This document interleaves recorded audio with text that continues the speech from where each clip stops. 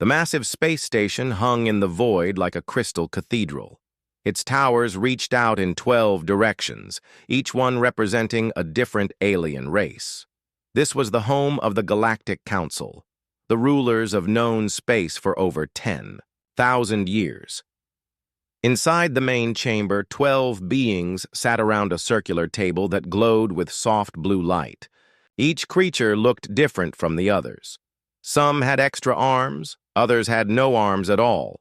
Some breathed air, others breathed gas. But they all shared one thing. They believed they were better than everyone else.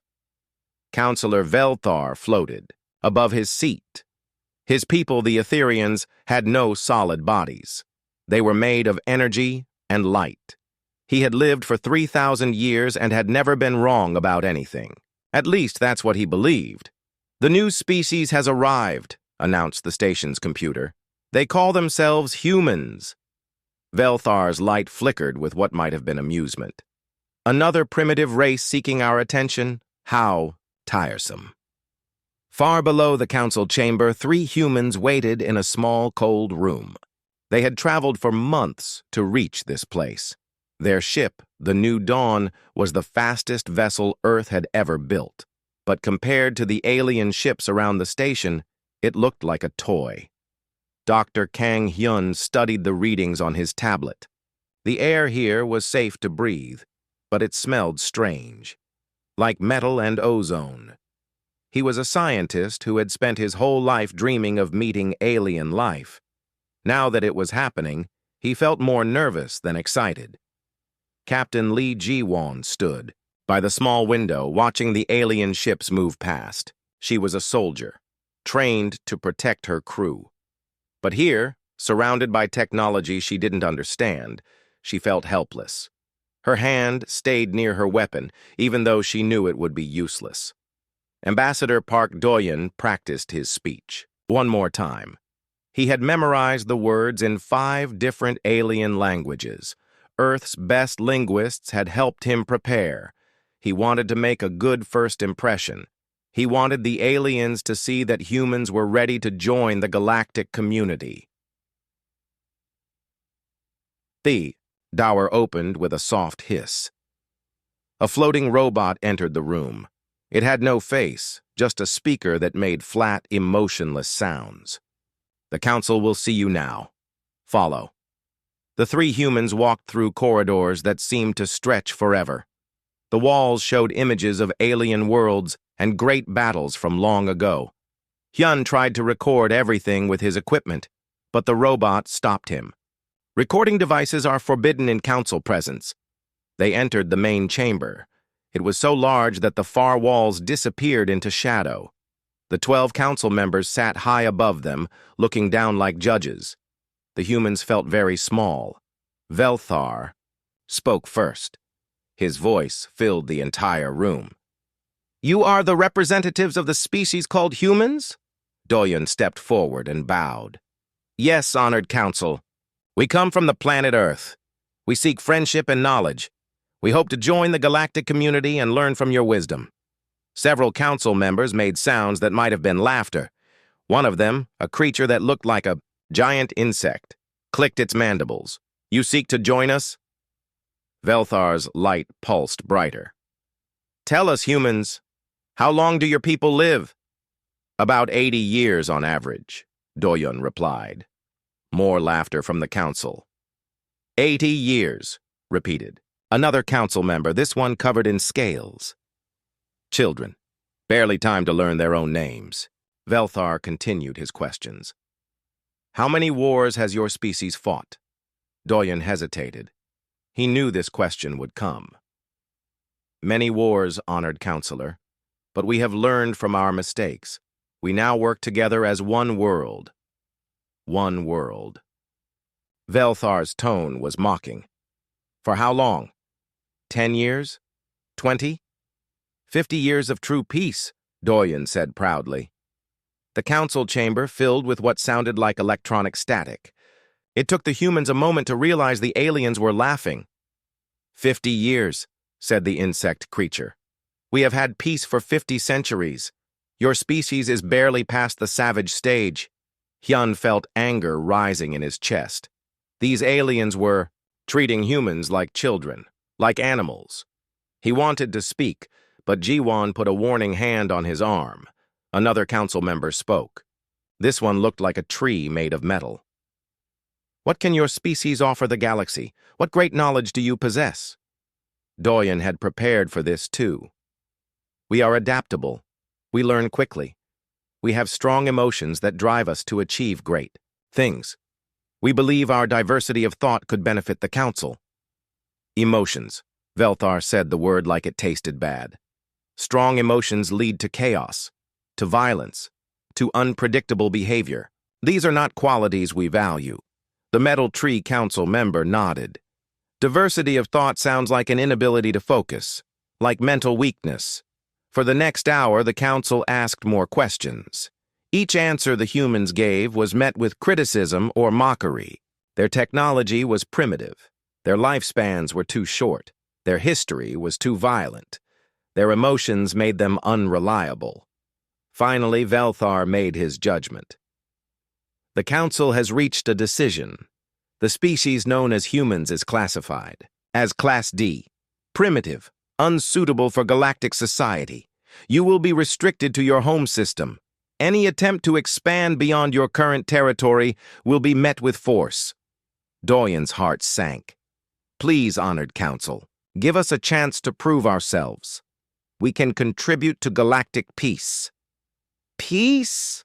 The scaled council member hissed. Your species has been space-capable for less than a century, and you already speak of contribution? Learn to manage your own primitive impulses before you seek to join civilized society. The floating robot returned. The humans will be escorted back to their vessel. They have 10 standard hours to leave council space. As they walked back through the corridors, none of the humans spoke. The weight of failure pressed down on them. 50 years of preparation, 50 years of hope, all dismissed in less than 2 hours. On the new dawn, Ji-won gave the order to depart. As their ship moved away from the station, Hyun watched the alien vessels through the viewports. They moved in perfect formations, following patterns that had probably remained unchanged for thousands of years. They think we're animals, Ji-won said quietly. Maybe they're right, Doyen replied. Maybe we're not ready. But Hyun was thinking about something different. He remembered reading about Earth's history, about how the Roman Empire had once seemed eternal, how the British Empire had ruled the seas, how every great power had believed it would last forever. The aliens were old, very old, and sometimes being old meant being slow to change. Maybe, Hyun said, being young isn't such a bad thing. The new dawn jumped to faster-than-light speed, carrying its crew back toward Earth. Behind them, the council station continued, its ancient patrol of the galaxy, confident in its superiority and certain that the primitive humans would never amount to anything important. They had made their first mistake, but it would not be their last. 5 years had passed since the humans were rejected by the council. Earth had not been quiet during this time. The rejection had hurt, but it had also made humans angry. And when humans got angry, they worked harder. Dr. Nam Soo-jin stood in her laboratory on Luna Station, looking at the device that would change everything. It was small, no bigger than her fist, but it hummed with power that should have been impossible. Her quantum communication array could send messages instantly across the entire galaxy. Test 17. She said into her recorder. Ready to attempt. Communication with the Mars colony. The device activated with a soft blue glow. On Mars, 40 million kilometers away, another device received the signal at exactly the same moment. Not almost the same moment, the exact same moment. Faster-than-light communication was supposed to be impossible. The Council had spent thousands of years trying to achieve it. Soo-jin had done it in 18 months. Her assistant, a young man named Kim Tae-won, checked the readings. Perfect synchronization, no delay at all. Sujin smiled. She thought about the Council's mocking words. Primitive technology, they had said. Too young to understand real science. She wondered what they would think about this. On Earth, in the shipyards above Singapore, engineer Cho Minho was solving a different impossible problem. He stood before a hull section that had been shot full of holes during testing. As he watched, the holes slowly closed themselves. The metal flowed like liquid, sealing every gap perfectly. Self-repairing armor, he explained to the military observers. The metal contains millions of tiny machines. When damage occurs, they rebuild the structure automatically. General Park Yong-soo, the head of Earth's defense forces, ran his hand over the smooth surface. Where there had been a hole moments before, the metal was now perfect again. How long does it take? Depends on the damage. Small holes like these, about 10 minutes. Larger damage might take an hour, but the ship stays functional the whole time. The general nodded slowly. When the Council had forbidden humans from expanding, they probably expected Earth to give up. Instead, humans had used the time to build better ships, better weapons, better technology. If they were going to be trapped in one star system, they would make it the most advanced star system in the galaxy. Captain Yoon Ji-hye was testing another human innovation. Her ship, the Defiant, moved through space in ways that made no sense. It spun, rolled, and changed direction randomly. No alien ship flew like this. Alien ships moved in perfect, predictable patterns. Chaos Flight Pattern 7, Ji-hye announced, to her crew. Let's see if the simulation can track us. The simulation represented a typical Council warship. It had better weapons and stronger shields than the Defiant. But it couldn't hit what it couldn't predict. The Defiant's wild movements confused the simulation's targeting systems completely. Her pilot, Lieutenant An Si-jin, grinned as he threw the ship into another impossible turn. The aliens fly like they're following a textbook. We fly like we're insane. Maybe we are insane, Ji-hye replied. But insane works. Then everything changed. The emergency signals came from every direction at once. Something was attacking the outer colonies, something that wasn't in any Council database. The first reports were confusing. Ships that looked like they were made of shadow. Weapons that ate through matter instead of just destroying it. Entire planets going dark, their populations simply disappearing. Admiral Torres, now head of humanity's tiny space fleet, called an emergency meeting. The holographic display showed the attacks spreading across Council space like a disease. They're calling it the Void Swarm, he announced. No one knows where it came from, but it's destroying everything in its path. Dr. Hyun, now 5 years, older and grayer, studied the readings from his position as Earth's chief xenobiologist. The attack patterns make no sense. There's no strategy we can recognize, no apparent goals except destruction. Ambassador Do-yun, his dreams of diplomacy, long dead, looked at the tactical displays. The Council's fleets aren't stopping them? The Council's fleets are being destroyed, Torres replied grimly. Their perfect formations and ancient tactics aren't working. The swarm adapts too quickly. For 3 days, they watched the galaxy burn. The Council's member species sent desperate messages asking for help. Some even sent messages to Earth, though they tried to make them sound like orders rather than requests. Then came the message everyone was waiting for. Velthar himself appeared. On the communication screen, his energy form flickering with what might have been desperation. Humans, he said, and the word sounded painful in his voice. The Council requires your assistance in dealing with the current crisis. Requires, not requests, not asks. Requires. Admiral Torres looked at the message for a long time before responding. What kind of assistance? Your ships will join our fleets in defending the border worlds. You will follow Council battle plans and obey Council commanders. Torres almost laughed. After 5 years of being called primitive, they still wanted to treat humans like junior partners. And what do we get in return? The privilege of defending civilized space. This time, Torres did laugh. Counteroffer. We'll help, but we use our own ships, our own tactics, and our own commanders. You want our help? You get it our way.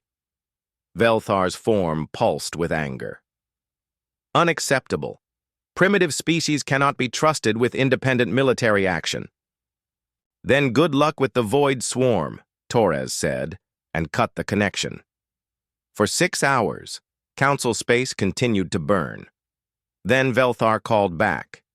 Your terms are accepted, he said quietly. Captain Jihye led the first human fleet into combat. 3 days later. 12 ships against a Void Swarm force that had already destroyed 60 Council vessels. The odds were impossible. The alien commanders watched from their safe positions as the human ships approached the enemy. They expected to see another orderly defeat. Instead, they saw something that made no sense. The human ships scattered in all directions. They moved like a school of fish being attacked by sharks. No formation, no apparent plan, just chaos. The Void Swarm, which had easily predicted and countered every council tactic, suddenly found itself confused. The human ships appeared and disappeared from sensors randomly. Their weapons fired from unexpected angles. Their movements followed no pattern that could be analyzed. "What are they doing?" demanded the Council Fleet commander, a crystalline, being named Korth Vel. His tactical officer studied the displays. I don't know. There's no logic to their movements. On the Defiant, Jihye watched her pilots work their magic. They flew like humans had always fought, with instinct, emotion, and a complete willingness to break every rule.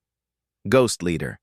"This is Control," her communications officer reported. "The big swarm ship is turning toward us." "Copy that. All ships, remember your training. Fight like you're angry." The battle lasted 6 hours. When it was over, the Void Swarm force was destroyed. All 12 human ships survived.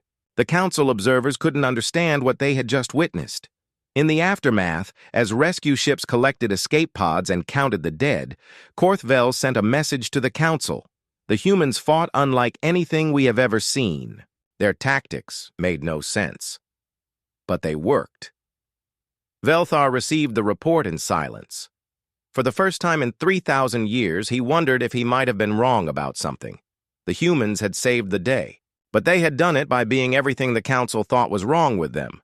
Chaotic, emotional, and completely unpredictable. As human ships patrolled the border, protecting worlds that had called them primitive just days before, a new question began to spread through Council space. If the humans could do this, what else had the Council been wrong about? The galaxy was changing, and for the first time in millennia, the Council was not in control of that change.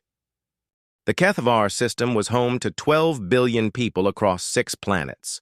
When the Void Swarm arrived, the Council's 7th Fleet was ready with their standard defensive formation. 300 ships arranged in perfect geometric patterns. Their commanders following battle plans written thousands of years ago. The swarm tore through them in 4 hours. Admiral Ryu Taehoon arrived with 30 human ships just as the last Council vessel exploded. The alien survivors were already preparing to evacuate the system. 12 billion people would be left to die.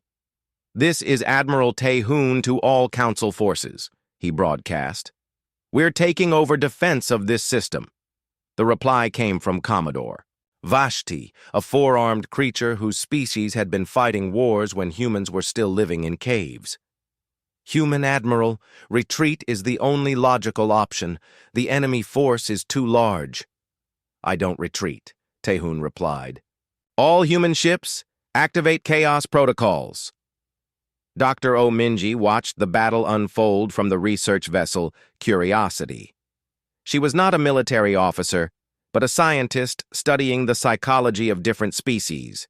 What she saw in the next few hours would change everything humans thought about their alien neighbors. The human fleet split into 6 groups and attacked from different directions.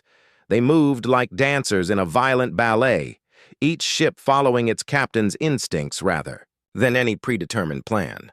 When one group was overwhelmed, the others would swoop in from unexpected angles. "Tracking system cannot maintain locks," reported technician Bei Woo-sung from his position on Taehoon's flagship. "The swarm ships keep changing targets." "Good," Taehoon said. "Confused enemies make mistakes," but Minji was watching something else. The Council survivors sat in their ships, unable to understand what they were seeing. Their computers showed the human tactics as pure chaos. Their battle programs labeled the human movements as illogical and error-prone. Yet the humans were winning. The battle for Kethvar lasted 18 hours. When it ended, the Void Swarm force was completely destroyed. The human fleet had lost 7 ships, but they had saved 12 billion lives. The Council reaction was swift and uncomfortable. "Explain," Velthar demanded when Taehoon reported to the Council station. "Explain what?" Taehoon asked. "How 30 primitive ships defeated an enemy that destroyed 300 of our vessels."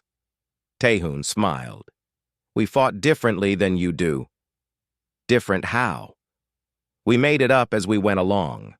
The silence that followed lasted almost a full minute. Finally, Velthar spoke again.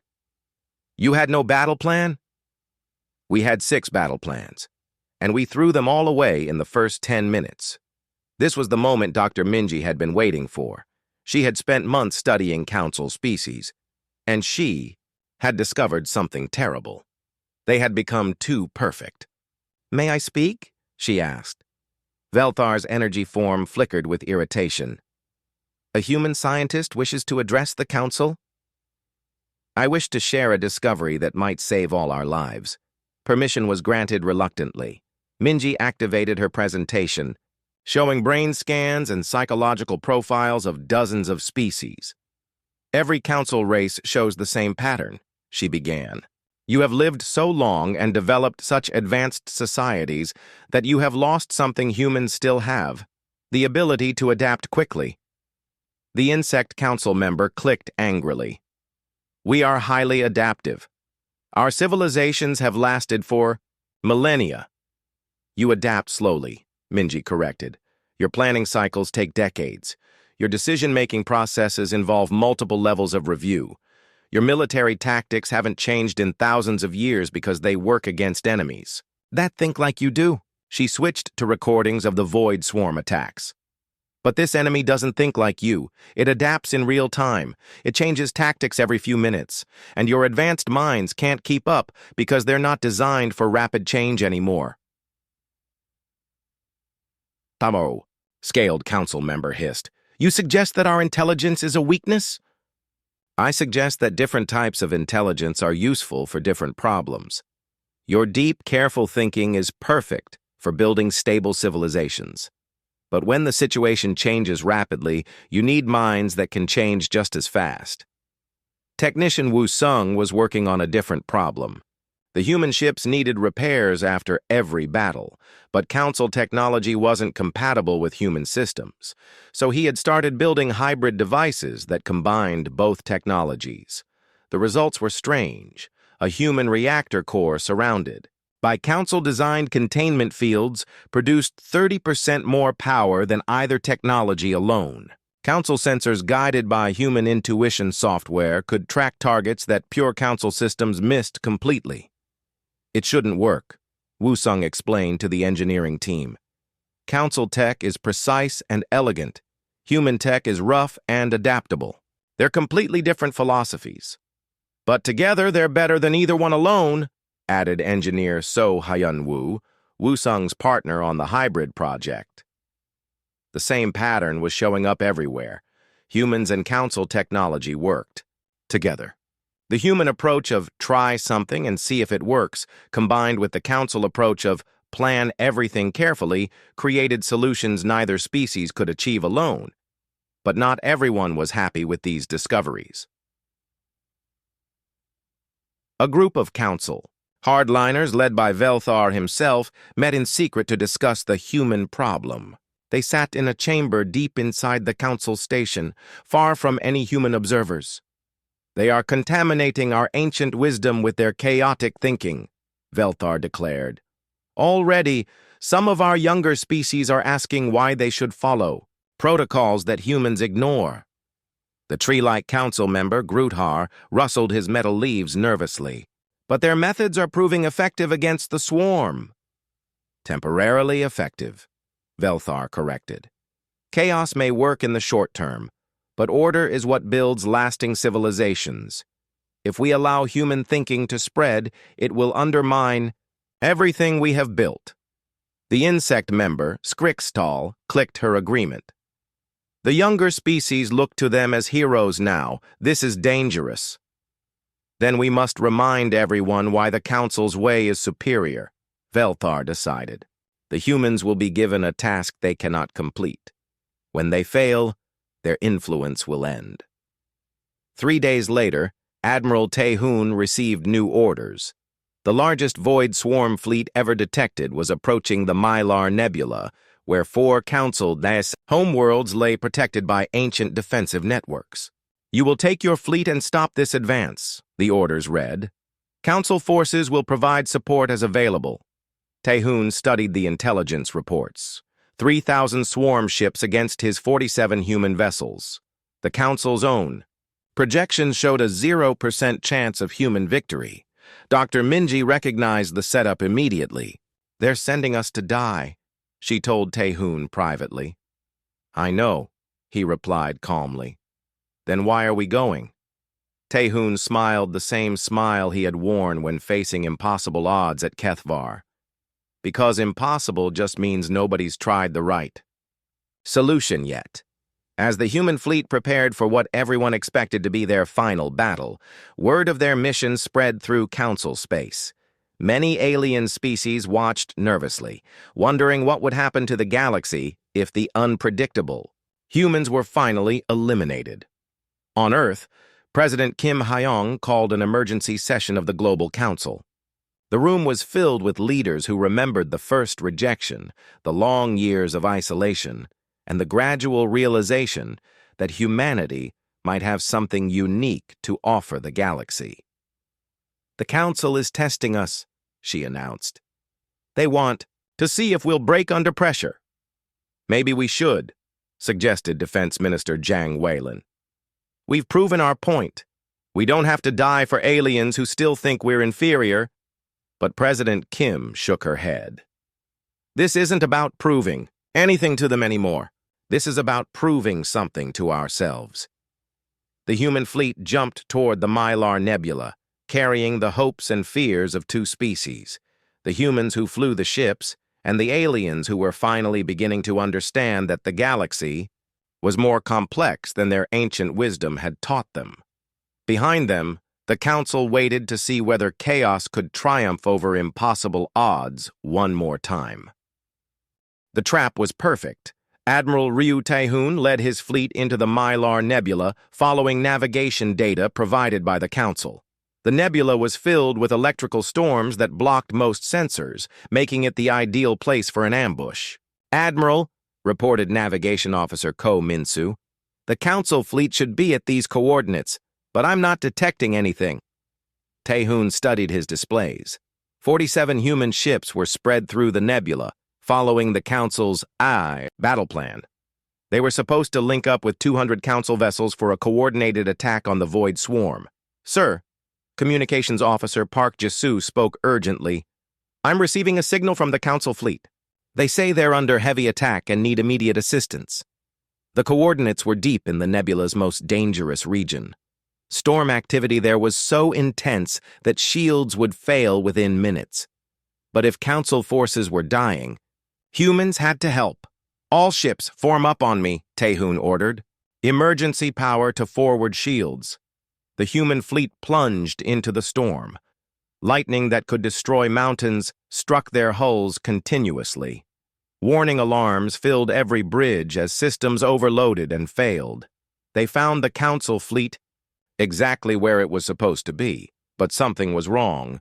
Commander Lim Sulgi, captain of the destroyer Relentless, was the first to realize the truth. Admiral, those aren't Council ships under attack. They're swarm vessels, but they're broadcasting Council identification codes. It's a trap, Tehun said quietly.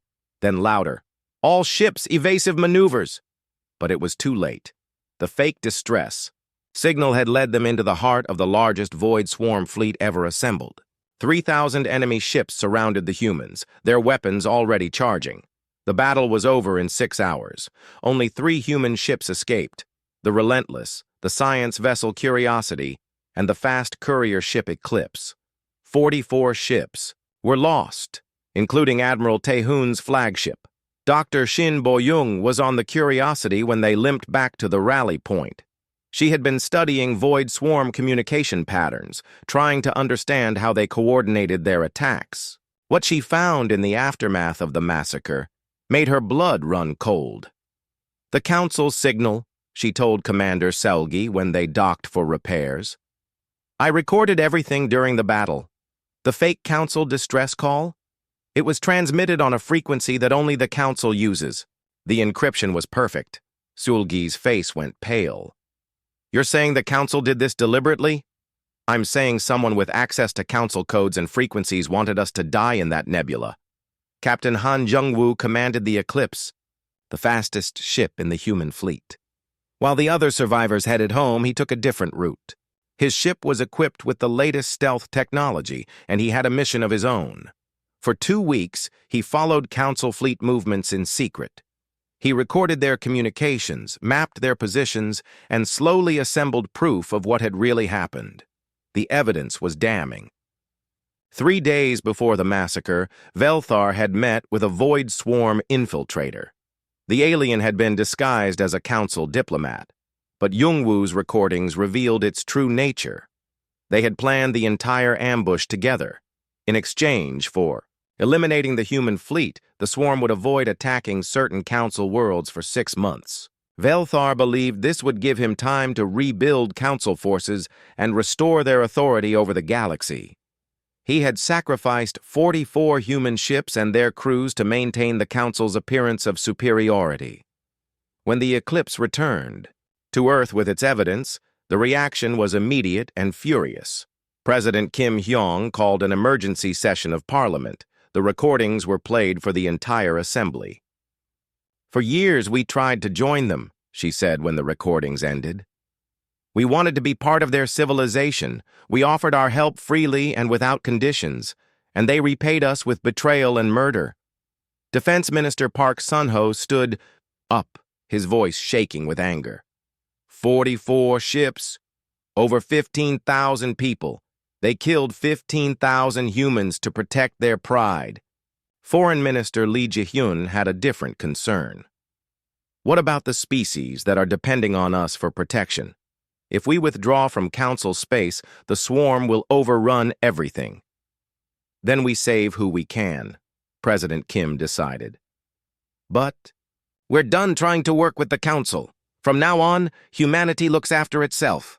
The decision to leave Council space was not made lightly.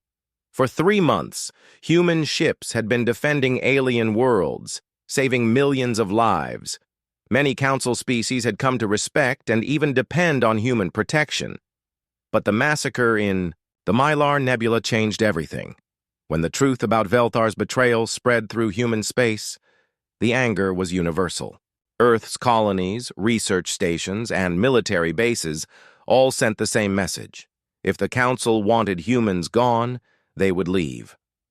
Commander Sulgi was put in charge of the withdrawal. She organized rescue missions to evacuate human personnel from Council space and to offer transport to any aliens who wanted to leave with them. The response surprised everyone. Thousands of young aliens from dozens of species asked to join the human exodus.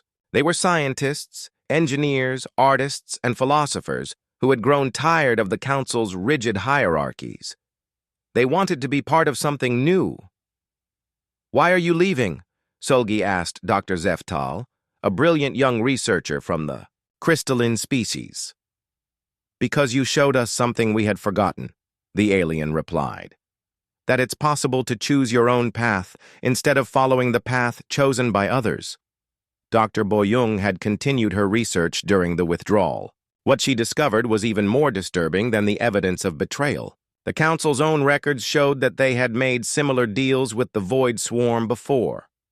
They've been sacrificing smaller species to protect themselves for decades, she reported to Earth's leadership. The Minari civilization that disappeared last year? The Council gave the swarm their location in exchange for leaving the Etherian homeworld alone. How many? President Kim asked. At least 12 species over the past century. Maybe more. The Council sees them as acceptable losses. The May. Final human ships left Council space on a cold morning in December.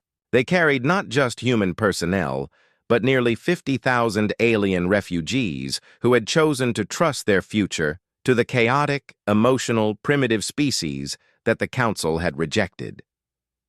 As the last transport cleared the border, Captain Youngwoo sent a message back to the Council station. You called us too young to understand civilization, too emotional to be trusted, too chaotic to contribute to galactic peace. You were right about one thing. We are different from you. We don't sacrifice our friends to protect ourselves. We don't trade lives for temporary advantages. And we don't abandon our principles when they become inconvenient. If that makes us primitive, then we're proud to be primitive. On the Council station, Velthar watched the human ships disappear into the void. He felt satisfied. The chaotic influence of humanity had been removed from galactic civilization.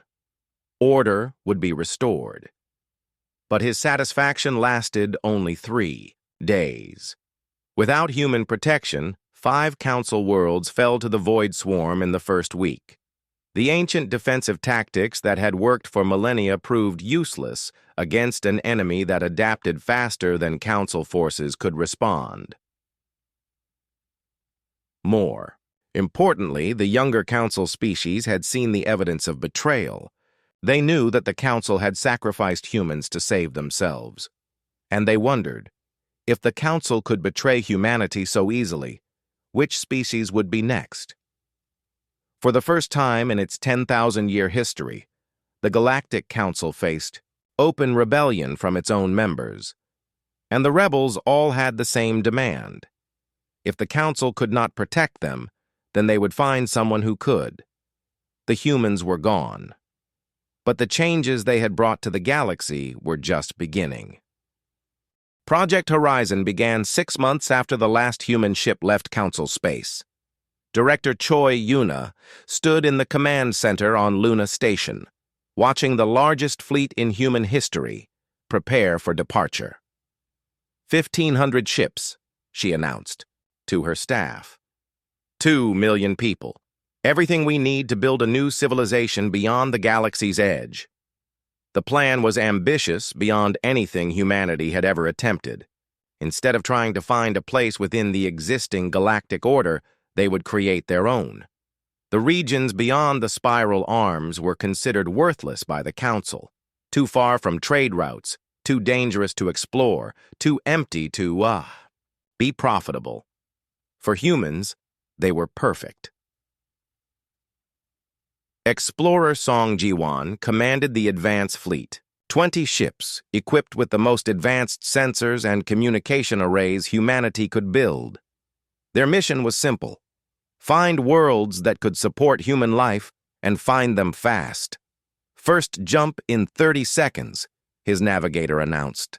Destination: the Perseus Void. The Perseus Void was a region of space between galaxy arms where stars were sparse and ancient. Council surveys had dismissed it as economically worthless thousands of years ago. No one had bothered to look closely since then. Ji-won's fleet emerged from hyperspace to find wonders the Council had never imagined. The first planet they discovered was covered in forests of crystal trees that grew in perfect geometric patterns. The crystals could store massive amounts of energy and information. A single tree could power a city for years. The second planet was an ocean world where the water itself was rich in rare minerals. The seas literally glowed with bioluminescent, life forms that could break down any toxic waste into harmless compounds. The third planet was the most incredible of all, a world where time moved slightly slower than normal spacetime. A year on the surface was equal to 14 months in regular space. Humans could live longer, think deeper, and build things that would last for centuries. Council surveys listed this entire region as void of useful resources, reported G1's science officer, Dr. Moon Tajin. Either their sensors were completely wrong, or they never bothered to look properly. Back in the Sol system, scientist No Heejin was solving the problem of making dead worlds livable. Her terraforming technology combined human engineering with devices salvaged from dozens of alien civilizations. The key breakthrough came from studying how humans themselves adapted to new environments. Unlike council species, which required precise atmospheric conditions, humans could survive in a wide range of environments. Heejin's terraforming systems worked the same way. Instead of forcing a planet to match exact specifications, they created flexible biospheres that could adapt and evolve. Traditional terraforming takes 3,000 years, she explained to President Kim during a project review. Our adaptive systems can create a breathable atmosphere in 50 years and a full ecosystem in 200. How is that possible? We don't try to make perfect worlds. We make worlds that can become perfect over time. The difference was crucial. Council terraforming required massive energy expenditures to maintain stable conditions forever. Human terraforming created systems that became more stable and more efficient as they matured. Within 2 years, the first human colonies beyond the galaxy were not just surviving, they were thriving. The crystal forests provided unlimited clean energy. The mineral oceans supplied materials for technologies the Council had never dreamed of. The time-shifted world became a center for advanced research and long-term planning. But the most important discovery came from an unexpected source: Captain Park. Insu was leading a routine survey mission when his ship detected something impossible: artificial structures in deep space, far from any star system. The objects were massive, each one larger than Earth's moon, and they were moving under their own power. "What are they?" asked his tactical officer, Lieutenant Yu Mik-young. "Unknown," Insu replied, "but they're trying to communicate with us." The signals were mathematical sequences that gradually became more complex: prime numbers, geometric ratios, and finally, what appeared to be star charts. When the human linguists decoded the full message, they discovered something that changed everything. The structures were ships. Generation ships that had been traveling between galaxies for millions of years. And they were built by refugees, species that had fled their home galaxies when they became uninhabitable. "They call themselves the Wanderers," reported Dr. Kim, Young-ho, head of the translation team. "They're offering to share technology and knowledge in exchange for permission to settle in our space." The Wanderers brought gifts beyond imagination: faster-than-light drives that could cross galactic distances in days instead of months. Matter converters that could turn any element into any other element. Most importantly, they brought experience in building civilizations that could last for millions of years. "Your species is young," their ambassador explained through translation software, "but you think like wanderers. You adapt, you explore. You don't try to control everything around you." The partnership between humans and wanderers created something unprecedented: a galactic civilization based on voluntary cooperation instead of hierarchical control. Species joined because they wanted to, not because they were forced to. Technology was shared freely instead of being hoarded by ruling classes. Within 5 years, the human territories beyond the galaxy had grown larger than all of Council space. The population included not just humans and wanderers, but thousands of refugee species that had fled Council oppression. The economic data was staggering. Human space produced more energy, more advanced technology, and more scientific discoveries than the rest of the galaxy combined. The adaptive terraforming systems had created dozens of garden worlds where life flourished in ways the Council's rigid environmental controls could never achieve. But perhaps the most important change was philosophical. Dr. O. Minji now director of interspecies psychology, published a study that explained why the human model worked where the council model was failing. The council is based on the idea that civilization requires strict order, she wrote. Every species has a place, every individual has a role, and change happens only through official channels. This works well for maintaining stability, but it makes adaptation impossible. Human civilization is based on a different principle. That complexity emerges from simple rules applied by individuals making their own choices. This creates apparent chaos, but it also creates incredible resilience and creativity. The contrast became clear when the Void Swarm launched its final assault on Council space. Without human protection, the ancient defensive networks crumbled one by one. Species after species sent desperate messages asking for help. Some of those messages reached human space. Director Yuna called a council meeting of all species in human territory. Representatives from 60 different civilizations gathered on New Terra, the capital world of human space. The council is falling, she announced. The question is, what do we do about it? The debate lasted for 3 days. Some species wanted to return to help their homeworlds. Others argued that the council had made its choice when it betrayed humanity. In the end, the decision was characteristically human. They would help anyone who asked for help, but they would not help the council itself. Refugee fleets began arriving almost immediately. Entire populations abandoned their homeworlds rather than face the Void Swarm. Human space welcomed them all, offering not just safety, but the chance to build something new. As the evacuation continued, long-range sensors detected something that made everyone stop and stare. Council ships at the edge of human territory, not refugee ships, official council vessels with diplomatic flags. Velthar himself was coming to negotiate. After everything that had happened, the rejection, the betrayal, the massacre, the council was finally ready to admit they needed humanity. The question was, after all they had learned about independence and self-determination, would humanity still be willing to work with the civilization that had cast them out? Admiral Park Sunhwa stood on the bridge of the Freedom's Dawn, watching the council delegation approach. 50 years had passed since her grandfather, Ambassador Park Doyen, had first pleaded for humanity's acceptance into galactic society. Now she was the leader of human space, and the council was coming to her. The delegation was impressive by council standards.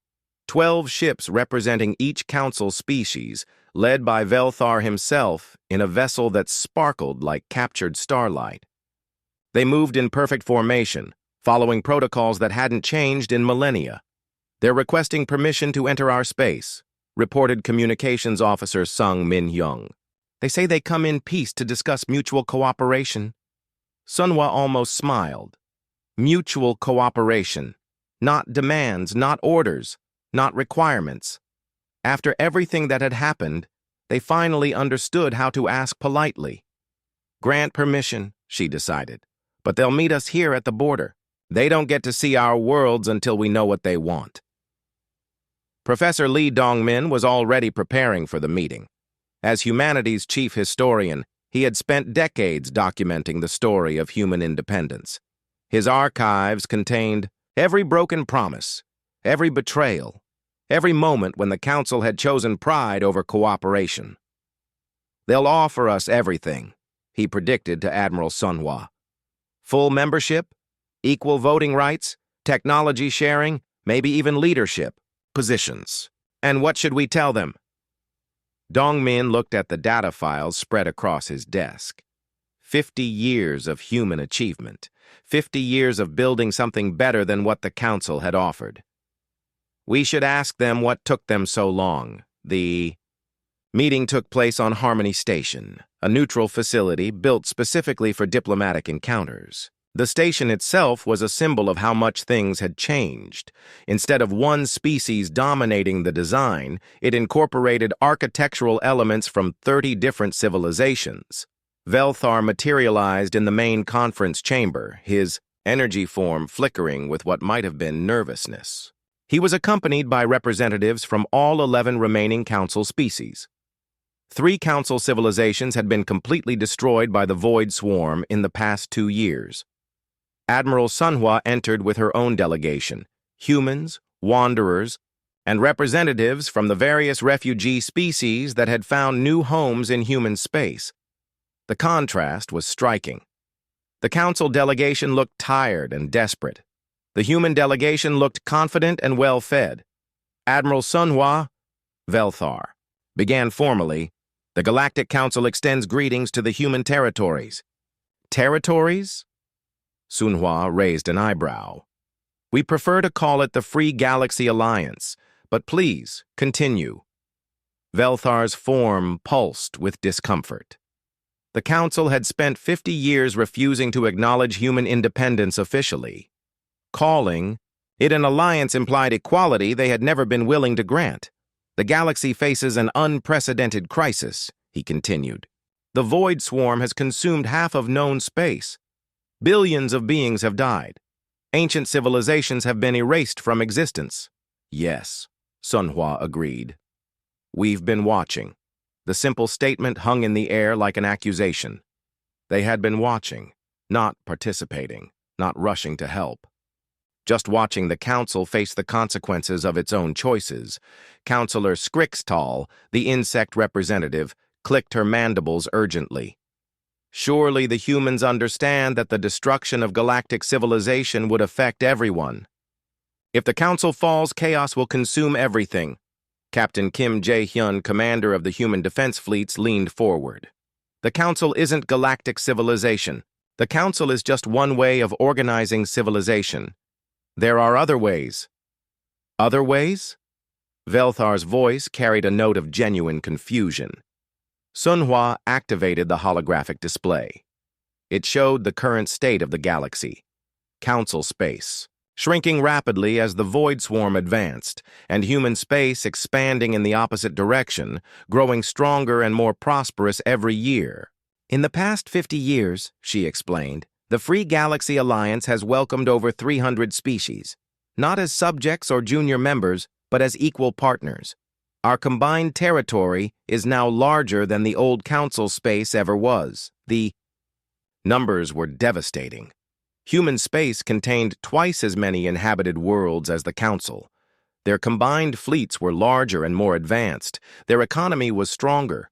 Their population was growing while Council populations were fleeing or dying. "We have made mistakes," Velthar admitted quietly. "The Council recognizes that humanity was treated unfairly in the past." "Unfairly?" Professor Dongmin stood up, his voice carrying 50 years of accumulated anger. "You called us primitive animals. You confined us to one star system. You betrayed us to our enemies. You got 15,000 of our people killed to protect your pride." "We were wrong," Velthar said. "We offer full apologies for past errors in judgment." "Errors in judgment." Dongmin repeated the words with bitter amusement. Admiral Tae-hoon wasn't killed by an error in judgment. He was murdered by a deliberate choice to value Council superiority over human lives. The Council delegation shifted uncomfortably. They had hoped that 50 years would have dulled human anger. Instead, they found that humans had very long memories when it came to betrayal. Skrixtal tried a different approach. "What would it take for humanity to rejoin galactic civilization?" "Rejoin?" Sunhwa laughed. "Counselor, we never left galactic civilization. We just stopped pretending that you were in charge of it." The truth of that statement was evident in the data. While Council space burned, human space thrived.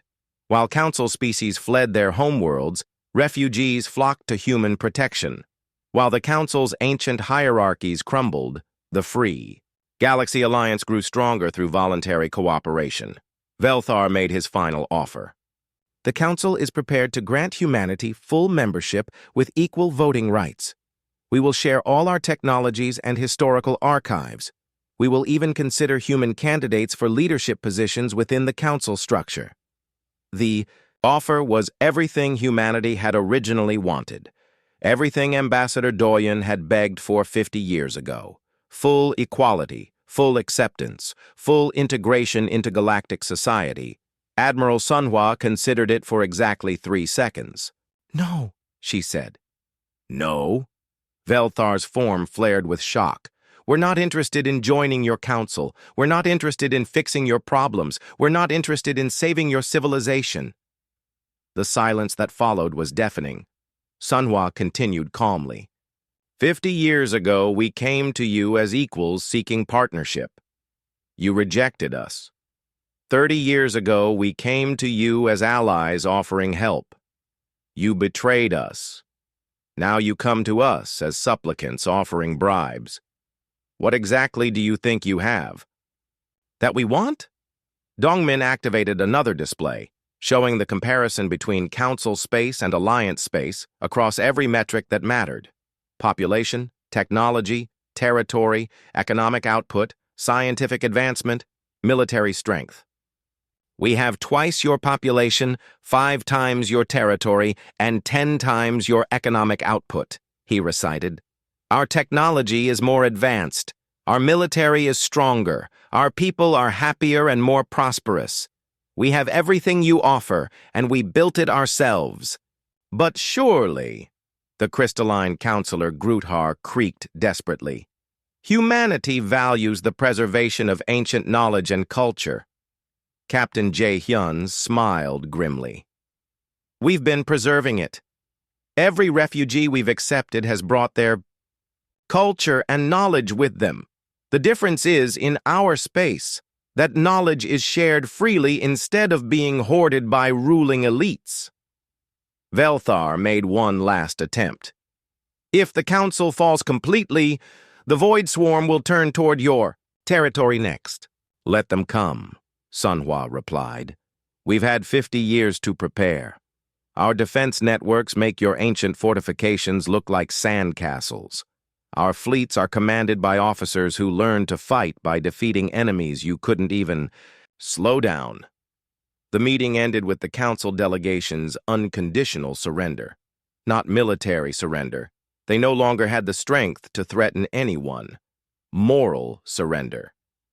The recognition that they had become irrelevant. As the council ships departed, Professor Dongmin made the final entry in his historical record.